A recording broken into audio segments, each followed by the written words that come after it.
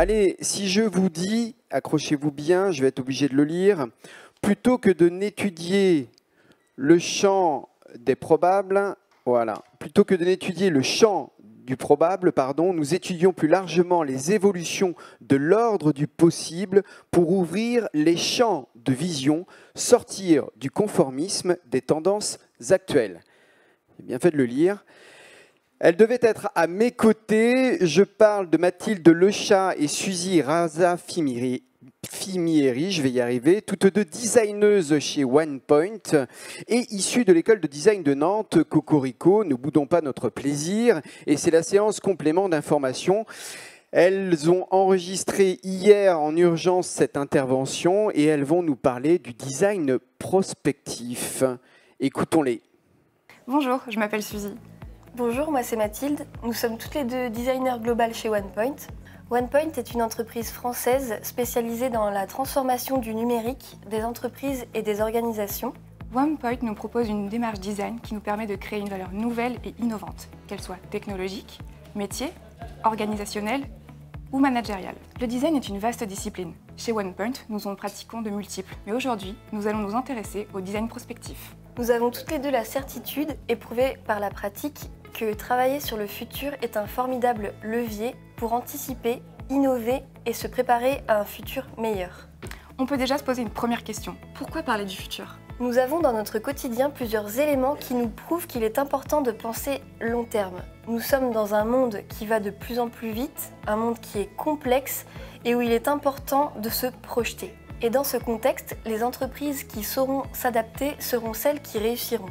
Bien évidemment, regarder le futur peut parfois nous forcer à se poser des questions difficiles, que ce soit remettre en cause son modèle économique ou encore parfois son cœur de métier. C'est une source d'anxiété et de menaces, mais nous devons nous forcer à y faire face. Et cela se prépare dès maintenant, car les actions que nous menons aujourd'hui seront les conséquences du monde de demain. Nous pensons que travailler sur le futur est un formidable levier pour préparer et créer cette société plus juste et plus équilibrée sur le plan sociétal et sur le plan environnemental. Depuis quelques années, nous avons créé une méthodologie pour accompagner les acteurs du changement avec qui nous collaborons pour justement les accompagner sur le design prospectif. Notre désir est de transmettre cette approche pour en accroître son impact et inciter tous ceux qui le désirent à entamer ce type de démarche. Lorsqu'on parle de design prospectif, on peut entendre plusieurs thèmes comme le design fiction, la futurologie, le design projectif. Nous, aujourd'hui, nous allons vous parler de notre approche du design prospectif. Pour accompagner nos clients, nous avons élaboré une méthodologie propre à OnePoint qui mêle le champ du design et le champ de la stratégie prospective.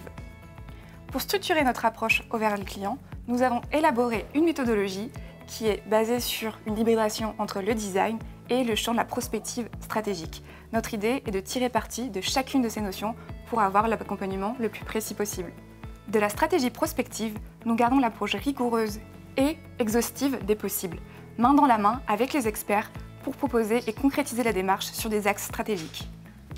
Du design, nous reprenons l'approche critique et créative pour pouvoir justement critiquer et avancer sur les données qu'on nous donne.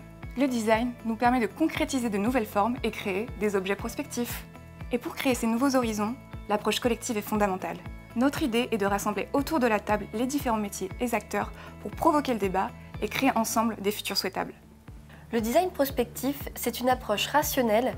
Nous nous appuyons sur des hypothèses et des tendances pour explorer tous les facteurs de changement qui pourront impacter vos parties prenantes et votre contexte. C'est aussi une projection dans un horizon plus ou moins lointain via la construction de scénarios tangibles qui permettront de créer du débat et embarquer les participants. C'est une démarche participative qui embarque les parties prenantes et des experts pour multiplier les points de vue face à un sujet. On peut alors se demander, mais comment fait-on ? Notre démarche est en 3 grandes parties. La première partie, explorer, la seconde, scénariser, et la troisième, concevoir. On retrouve dans cette démarche les 3 grandes notions évoquées précédemment. Sur la partie explorer, on vous propose de collecter les différentes informations pour esquisser les premières grandes tendances et les thématiques clés pour la suite du projet. Pour la partie scénarisée, on construit alors des scénarios à partir de ces hypothèses pour justement les illustrer et embarquer les participants. Pour la partie concevoir, on détermine la raison d'être, le positionnement et les différents concepts qui nous permettront de tangibiliser cette démarche. Dans chacune de ces étapes, il y a 2 temps, un temps de convergence et un temps de divergence. Le temps de divergence nécessite de voir large, de prendre des directions qu'il ne faut pas mettre de côté à ce stade. Le temps de convergence implique au contraire de trier, de sélectionner et de faire des choix. Cette notion de choix est très importante car il n'y a pas de démarche prospective sans prise de risque. Il faut accepter de choisir, de se positionner et des fois de se tromper. Chaque démarche reflète les partis pris et les convictions de chacun des acteurs qui y ont participé. Finistère 360 est l'agence de développement territorial et d'attractivité touristique et nautique dans le Finistère. Finistère 360 souhaite renforcer ses compétences et ses offres de services, le tout en choisissant des outils prospectifs et en élaborant une vraie méthodologie qui leur est adaptée. Pour cadrer la thématique avec Finistère 360, nous avons commencé notre démarche avec une question de prospective. Ici, pour Finistère 360, quelles pratiques et quels écosystèmes pour la plaisance en Finistère pour 2035. Pour la suite, nous déterminons ensemble un nom de projet, un horizon temps, pour y intégrer les différentes ruptures, qu'elles soient sociales, économiques ou environnementales. Au départ, nous construisons un système prospectif qui nous permet d'avoir une vision globale des tendances de la thématique.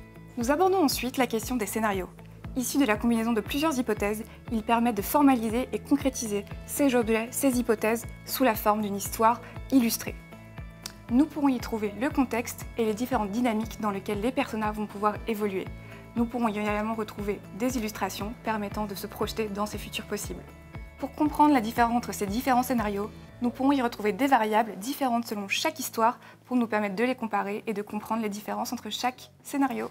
À la fin, nous déterminons collectivement le positionnement et le futur souhaitable.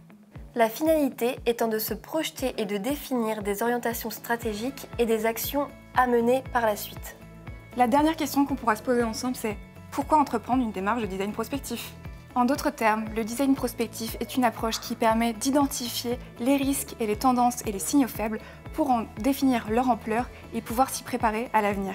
Elle permet également de prendre du recul et créer une prise de conscience sur les actions à prendre pour créer un futur souhaitable et non subi.